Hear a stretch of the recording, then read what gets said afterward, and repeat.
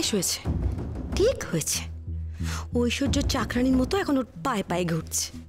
দেখ তোর স্বামী কিরকম তোর হাত থেকে চলে গেল। খুব আমার মেয়ের জীবনটা নষ্ট করতে চেয়েছিলি, এখন দেখ নিজের জীবনটা তোর কিভাবে নষ্ট হয়। আমি আসি ঐশ্বর্য দিদি, তোমার তো সব গয়না পড়া হয়ে গেছে, আসি। হ্যাঁ শালুক, অনেক রাত হয়েছে, তুমি এবার এসো। আবির মনে হয় তোমাকে দেখে লজ্জায় আসতে পারছিল না এতক্ষণ এই ঘরে। এসো আবির। আবির, আমার শালুকের সঙ্গে কথা হয়ে গেছে। ওর জীবনে এত বড় একটা বিপর্যয় ঘটে গেছে, সেজন্য আমি ওর দায়িত্ব নিচ্ছি। আমি ওকে প্রমিস করেছি। ও এখানে কি করছে?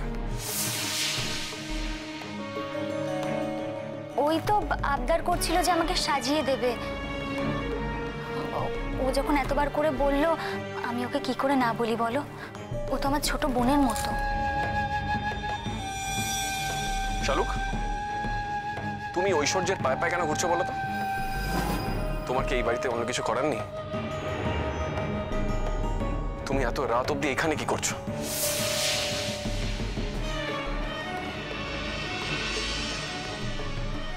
আমি বেঁচে থাকতে তোমাকে ঐশ্বর্য চাকরানি হতে কিছুতেই দেব না শালুক।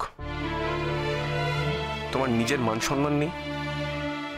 আমি না হয় তোমার সঙ্গে অন্যায় করেছি, তাই বলে তুমি আমাকে এইভাবে শাস্তি দেবে?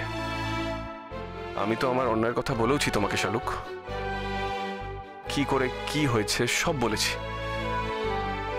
তবুও তুমি আমার উপর এইভাবে প্রতিশোধ নেবে? এইভাবে? কি ভাবছো তুমি ভেলভেলেটা? আমি তোমার আর আমার সুখের দিনের কথা সব বলে দিচ্ছ ঐশ্বর্য দিদিকে, তাই তুমি রাগ করছো? নাকি তোমার পছন্দের বিয়ের ফুলসজ্জার রাতটা আমি দেরি করিয়ে দিলাম বলে আমার উপর রেগে গেলে? আমায় ক্ষমা করো গো ভেলভেলেটা, আমি ইচ্ছে করে দেরি করাইনি তোমাদের। কিছু মনে করো না, চলে যাচ্ছি। খুব ভালো করে কাটাও তোমার ফুলসজ্জার রাত, তোমার পছন্দের আর ভালোবাসার বউয়ের সঙ্গে। আমার কথা তুমি ভুলে গেছো জানি, যাতে আরো ভুলতে পারো সেই চেষ্টাটাই করবো এরপর থেকে। হ্যালো শালুক মা? কে বলছেন? মা আমি কাকাবাবু বলছি।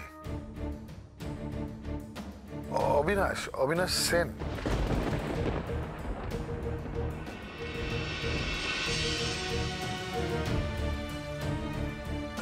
আপনি? ঐশ্বর্য দিদিকে দরকার? আপনি বোধহয় ঐশ্বর্য দিদিকে ফোনে পাচ্ছেন না, না? কিছু বলার আছে? আসলে ওরা ঘুমিয়ে পড়েছে কাকাবাবু। না মা, আমি তোমার সাথে কথা বলবো বলেই ফোনটা করলাম। আমাকে? হ্যাঁ, তোমার সাথে কথা বলবো বলেই ফোনটা করেছি। কেন, তোমাকে ফোন করতে পারি না আমি? কি বলবেন বলুন। আসলে কি জানো মা, আমি তোমার সাথে সাংঘাতিক অপরাধ করেছি আর খুব কষ্ট পাচ্ছি আমি। এমনকি ঘুমোতেও পারছি না মা। আমার না খুব অস্থির লাগছে। ইনফ্যাক্ট তোমাদের বাড়ির থেকে ফেরার পর থেকে আমি পায়চারি করে যাচ্ছি। বিশ্বাস করো মা, বিশ্বাস করো, আমি ঘুমোতে পারছি না, খেতে পারছি না, আমার কোনো কিছুই ভালো লাগছে না। তাই ভাবলাম তোমাকে ফোন করি, তোমার সাথে কথা বলে যদি একটু ভালো লাগে। তাই আমি অসময়ে ফোন করলাম, তুমি মাইন্ড করলে না তো মা? আসলে কি জানো, আমি ঠিক নিজেই বুঝতে পারছি না যে কি করলে আমি শান্তি পাবো। আপনি তো কোনো অন্যায় করেননি কাকাবাবু। আপনার কিসের দোষ, কিসের অন্যায়? আমি অন্যায় করিনি। কি বলছো তুমি? আমি অন্যায় করিনি। আমি তো মহাপাপ করেছি। আমার নরকে ঠাই হবে না।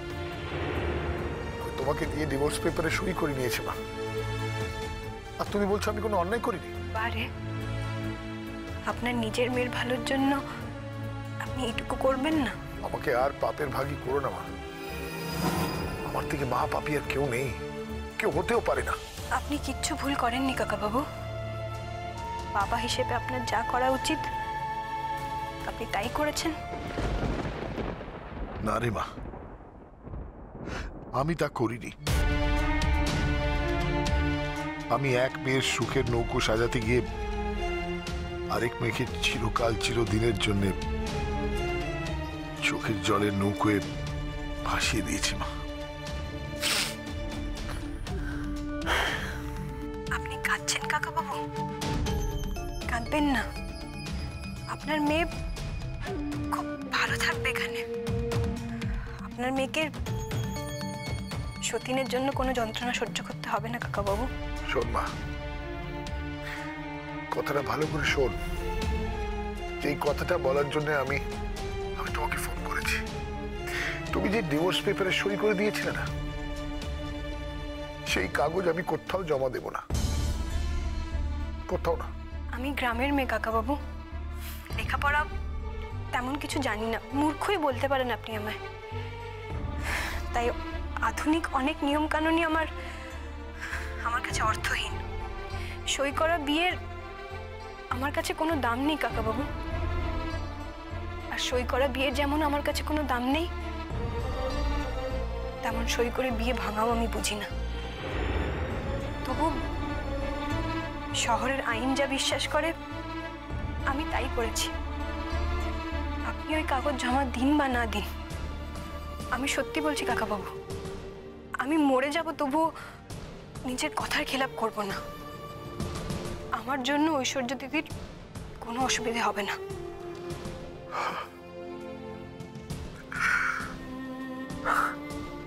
আপনি কাঁদছেন কেন কাকাবাবু? একটা পরের মেয়ের জন্য কেন কাঁদছেন? কতটুকুই বা চেনেন আপনি আমায়? বাবা হয়ে তুমি আমায় কখনো চিনতে চাওনি বাবা। মা মরা মেয়েটাকে ফেলে চলে এসেছিলে, আমার কোনো খোঁজ নাওনি তুমি। তুমি বলো না বাবা, আজ তোমার পরিচয় জেনেছি বলেই কি অমনি তোমাকে বাবা বলে আঁকড়ে ধরবো? তাহলে আমার এত বছরের কষ্ট, এত বছরের অভিমান, এত বছরের কান্না, এসবের যে আর কোনোই দাম থাকবে না বাবা। আমি তো জানি তুমি আমার পরিচয় জেনেছো বলেই তোমার এত কষ্ট হচ্ছে।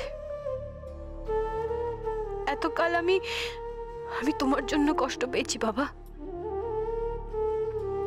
এবার তোমার কষ্ট পাওয়ার পালা। আমি কোনোদিন তোমার সামনে নিজের আসল পরিচয় নিয়ে দাঁড়াবো না বাবা। এ জীবনে তুমি শুধু ঐশ্বর্য দিদির বাবা হয়ে থাকো, আমার কিচ্ছু চাই না।